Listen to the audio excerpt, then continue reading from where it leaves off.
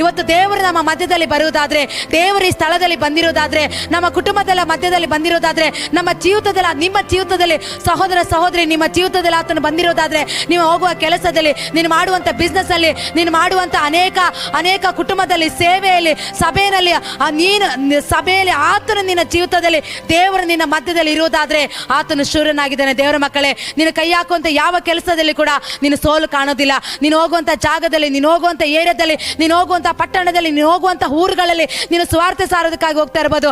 ಅನೇಕ ಸ್ಥಳಕ್ಕೆ ನೀನು ಹೋಗ್ತಾ ಇರ್ಬೋದು. ಯಾವ ಸ್ಥಳಕ್ಕೆ ಹೋದ್ರು ಯಾವ ಸ್ಥಳಕ್ಕೆ ನೀನು ಹೋದ್ರು ಕೂಡ ದೇವರು ನಿನ್ನ ಮಧ್ಯದಲ್ಲಿ ಇದ್ದಾನೆ. ಹಲ್ಲೆಲೂಯಾ. ಅಮ್ಮ ನಮ್ಮ ಜೊತೆ ಆತ ನಮ್ಮ ಸಂಗಡ ಇರುವನಾಗಿದ್ದಾನೆ. ದೇವರು ನಮ್ಮ ಮಧ್ಯದಲ್ಲಿ ಆತನ ಇದ್ದುಕೊಂಡು ಮಾತು ಕಾರ್ಯಗಳನ್ನು ಮಾಡುವ ನಮ್ಮ ದೇವರಾಗಿದ್ದಾರೆ. ಯುಗದ ಸಮಾಪ್ತಿಯವರೆಗೂ ನಾನು ನಿಮ್ಮ ಸಂಗಡ ಇರ್ತೀನಿ ಅಂತ ದೇವರು ಹೇಳ್ತಾ ಇದ್ದಾರೆ. ದೇವರ ಮಕ್ಕಳೇ, ಲೋಕದ ಕಡೆವರೆಗೂ ನಾವು ಪ್ರಾಣ ಉಸಿರು ಇರೋವರೆಗೂ ದೇವರು ನಮ್ಮ ಸಂಗಡ ಇರುವನಾಗಿದ್ದಾನೆ. ಆತ ನಮ್ಮ ಬಲಭಾಗದಲ್ಲಿ, ನಮ್ಮ ಜೊತೆಯಲ್ಲಿ, ನಮ್ಮ ಸಂಗಡ ನಾವು ಕುತ್ಕೊಳ್ಳೋದು, ನಾವು ಹೇಳೋದು, ನಾವು ಮಲಗೋದು ಎಲ್ಲವನ್ನ ಆತನ ತಿಳಿದವನಾಗಿದ್ದಾನೆ. ದೇವರ ಮಕ್ಕಳೇ, ಆತನ ಅರಿತವನಾಗಿದ್ದಾನೆ. ಆಗಿರುವಾಗ ನಮ್ಮ ದೇವರು ನಮ್ಮ ಸಂಗಡ ಇದ್ದಾರೆ, ನಮ್ಮ ದೇವರು ನಮ್ಮ ಜೊತೆ ಇದ್ದಾರೆ. ಯೆಹೋವ ಶಮ್ಮ ನಮ್ಮ ಸಂಗಡ ಇದ್ದಾರೆ. ದೇವರ ಮಕ್ಕಳೇ, ಅದೇ ರೀತಿಯಾಗಿ ದೇವರ ವಾಕ್ಯದಲ್ಲಿ ನೋಡೋ ಪ್ರಕಾರ ದೇವರು ನಮ್ಮ ಮಧ್ಯದಲ್ಲಿ ಇದ್ದುಕೊಂಡು ಅನೇಕ ಅದ್ಭುತ ಕಾರ್ಯಗಳನ್ನು, ಸೂಚಕ ಕಾರ್ಯಗಳನ್ನು ಮಾಡೋದಕ್ಕೆ ಆತನ ಶಕ್ತನಾಗಿದ್ದಾನೆ. ದೇವರ ಮಕ್ಕಳೇ ನೋಡಿ, ಅದಕ್ಕೆ ಆಧಾರವಾಗಿ ಅದೇ ರೀತಿಯಾಗಿ ದೇವರ ಮಕ್ಕಳೇ, ಇವು ಅನೇಕ ಸಾರಿ ನಾವು ತಿಳ್ಕೊಳ್ತೀವಿ. ಯಾವಾಗಂದ್ರೆ ಒಂದೊಂದ್ಸಾರಿ ದೇವ್ರು ನನ್ನ ಜೊತೆ ಇದ್ದಾರಾ, ದೇವ್ರು ನನ್ನ ಸಂಗಡ ಇದ್ದಾರಾ, ನನ್ನ ಕೂಗು ಕೇಳ್ತಾ ಇದ್ದಾರಾ.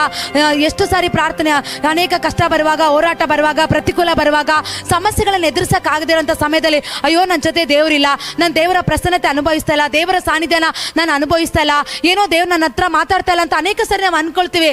ಇಲ್ಲ ದೇವರ ಮಕ್ಕಳೇ, ಆದ್ರೆ ನಾವು ದೇವರ ಸಂಗಡ, ನಾವು ದೇವರ ಪ್ರಸನ್ನತೆಯನ್ನು ಅನುಭವಿಸಿದ್ರು, ದೇವರ ಸಾನ್ನಿಧ್ಯನ ಅನುಭವಿಸದೇ ಇದ್ರು ಕೂಡ ಯುಗದ ಸಮಾಪ್ತಿಯವರೆಗೂ ನಮ್ಮ ಸಂಗಡ 24 ಗಂಟೆಗಳ ಕಾಲ ಆತ ನಮ್ಮ ಸಂಗಡ, ನಮ್ಮ ಜೊತೆ ಇರುವ ದೇವರು ನಮ್ಮ ದೇವರಾಗಿದ್ದಾರೆ. ಅಲ್ಲಿ ನಾವು ಅನ್ಕೊಳ್ತೀವಿ ನನ್ನ ಜೊತೆ ದೇವರಿಲ್ಲ ಅಂತೇಳಿ. ಯಾವಾಗಲೂ ನಮ್ಮ ಸಂಗಡ ಇರೋ ದೇವರು ನಮ್ಮ ದೇವರಾಗಿದ್ದಾನೆ. ಆದಿಯೂ ಆತನೇ, ಅಂತ್ಯವೂ ಆತನೇ. ದೇವರ ಮಕ್ಕಳೇ, ಆ ರೀತಿಯಾಗಿರುವಾಗ ಆತ ನಮ್ಮ ಯುಗದ ಸಮಾಪ್ತಿಯವರೆಗೂ ದೇವರು ನಮ್ಮ ಸಂಗಡ ಇರುವನಾಗಿದ್ದಾನೆ. ದೇವರು ನಮ್ಮ ಜೊತೆ ಇರುವ ದೇವರಾಗಿದ್ದಾರೆ. ಅದೇ ರೀತಿಯಾಗಿ ದೇವರ ಮಕ್ಕಳೇ, ಅನೇಕ ವಾಕ್ಯಗಳನ್ನು ನೋಡುವುದಾದ್ರೆ ದೇವರು ಅನೇಕ ವಿಷಯಗಳು ದೇವರ ಮಟ್ಟಿಗೆ ಮಾತಾಡಿದ್ದಾರೆ. ಅದಕ್ಕೆ ಆಧಾರವಾಗಿ ಯಾರು ದೇವರ ಪ್ರಸನ್ನತೆಯಲ್ಲಿ ಇದ್ರು, ಯಾರು ದೇವರ ಸಂಗಡ ನಡೆದ್ರು, ಯಾರು ದೇವರ ಜೊತೆಯಲ್ಲಿ ನಡೆದು ಆ ಪ್ರಸನ್ನತೆಯನ್ನು ಅನುಭವಿಸಿದ್ರು, ಇವತ್ತು ದೇವರು ಹೇಳ್ತಾ ಇದ್ದಾರೆ ಆ ದೈವ ಪ್ರಸನ್ನತೆ ನಾವು ಅನುಭವಿಸಬೇಕು, ಆ ದೈವ ಸಾನ್ನಿಧ್ಯ ನಾವು ಅನುಭವಿಸಬೇಕು.